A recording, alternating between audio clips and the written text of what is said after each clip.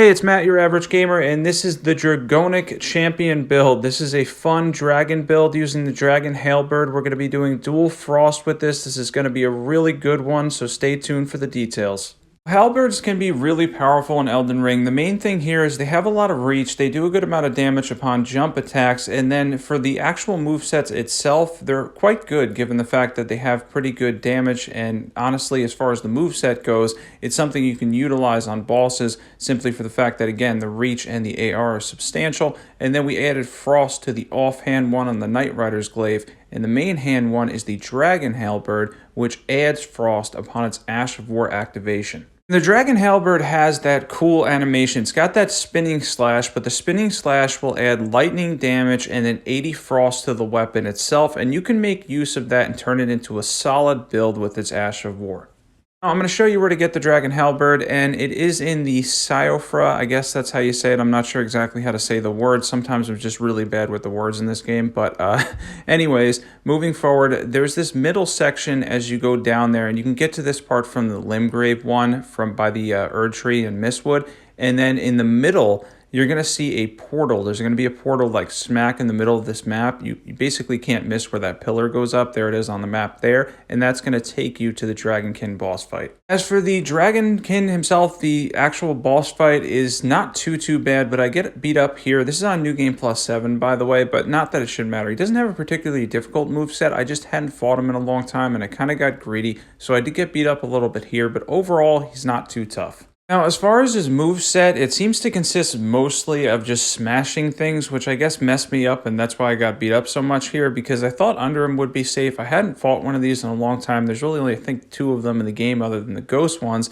and he was just a little bit difficult for me in the sense that I missed a couple of times, and then I stood under him, but I'd recommend, obviously, going around maybe the side of him. Probably a better way to fight him than getting a little bit greedy like I did, even though it does end up working in the end after all anyways. This will net you the Dragon Halberd after the fight is over, and it was probably longer than it should have been fight-wise as far as the actual fight goes itself. Again, he's not overly difficult or anything. I just kind of made it more difficult for myself by getting a little aggressive and a little greedy. In the end, though, it doesn't matter because he's going to go down here, and then I'm going to show you on the map as well, and he's going to drop the Dragon Halberd. And again, where I showed it on the map initially, that's where you get to the secret section with that portal. And then once you take the portal, you're going to end up here. And once you go through that portal, you're not going to miss him. He's going to be to your right, and he's almost unmissable. He's just sitting there in kind of a lake by himself. All right, now on to some boss fights, some mobs, and everything that we're going to do with our ice halberds. Basically, essentially a dual ice build, which is pretty cool. And we're going to get a substantial amount of damage out of it, frost procs, and take advantage of a really cool Ash of War. I do want to mention real quick, though, if you're not on the Discord, definitely be sure to join that. There's over 400 people on there now. You're going to want to be a part of that. And if you're not subbed to this channel and you love Elden Ring content in general, definitely be sure to hit that subscribe button because I'm going to keep making builds, doing content, and enjoying this amazing game.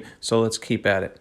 As far as the Magma Wyrm himself, I kind of enjoy these fights with the Magma Wyrm because he has a little bit of a slow move set, so it does allow you to get time in to basically time your attacks and see what you can get as far as damage and frost procs and whatnot. And then on top of that, he does have stout resistances, so he's a decent enemy to fight in general to see how much damage you can do against something that, generally speaking, has reasonable resistances against frost, bleed, and then obviously slash damage and a couple other things. Though we're mainly doing standard and pierce, we're still able to take advantage of it and do a lot of damage to the Magma Wyrm and take him down.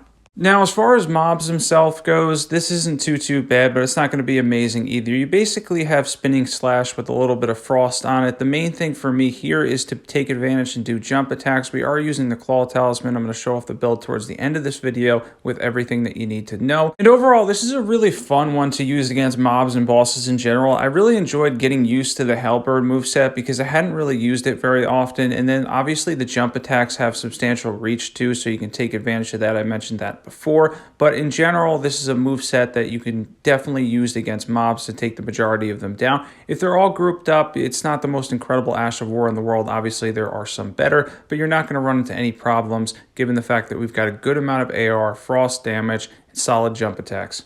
And as you can see here, mob's not going to be too much of an issue, and we're going to show another boss fight with this moveset as well, and we're going to take advantage of the jump attacks while trying to proc frost and see how much damage we can get out of these halberds. I like the tree avatars because much like the magma worm, they have a reasonably slow moveset, and it's something, again, we could take advantage of where we're using a weapon that's a little bit slower too, and with the jump attacks, we're going to be able to get a substantial amount of damage, and then we're going to use our Ash of War here to get the extra frost so that both of them have frost, and then see if we can build up the frost damage in general, and take down this tree avatar fairly quickly.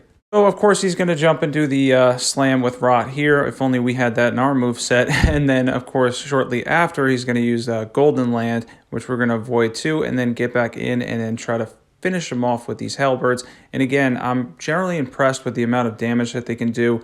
And then the frost buildup in general is fairly quick on these because they're both doing frost, since we have one in cold with Chilling Mist on the NightRider's Glaive, and then we have the Dragon Halberd, which gets the added 80 frost on it after that Ash of War. And unlike the Dragon Scale Blade, for me, at least in my opinion, it's definitely better because obviously it's got more AR, the 160 added lightning damage, and then the frost there. For me, it was something that you can make use of, where the Dragon Scale Blade is it's just a little bit underwhelming.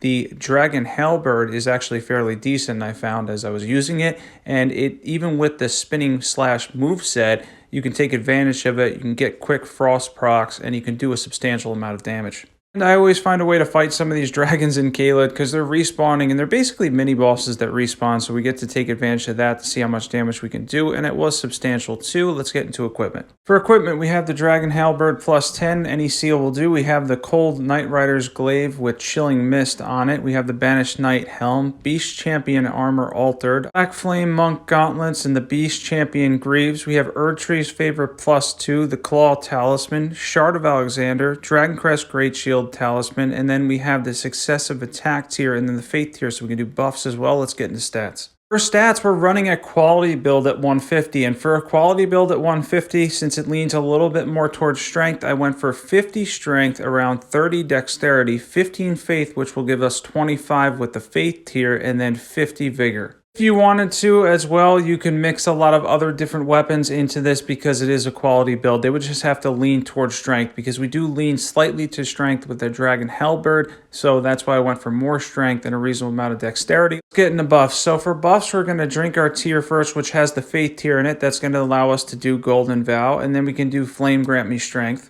And we're going to switch, and this is Y and LB on Xbox and then Y and RB, back to the NightRider's Glaive so that we can use Chilling Mist and get that extra frost coat. And then we're going to use the Dragon Halberd to get the frost coat on that as well. And then we have a jump attack, high damage, frost proccing Halberd build. So for this past week, we had another challenge, and NanoWes won the week before, but they have won again. So shout out to NanoWes for another awesome clip, and then shout out to username FoxyWoxy on Discord, who came up with the idea for the Dragonic build. This was a really fun build to do. If you're not on the Discord, be sure to join that. You can also throw in build ideas and discuss different builds that we could end up doing there as well. There's over 400 people in there now, so definitely be sure to check that out. If you're not subbed and you love overpowered PvE builds, be sure to check out all the awesome builds that are on my channel. There's like an entire library there now. Thanks for watching, and as always, I will catch you guys there.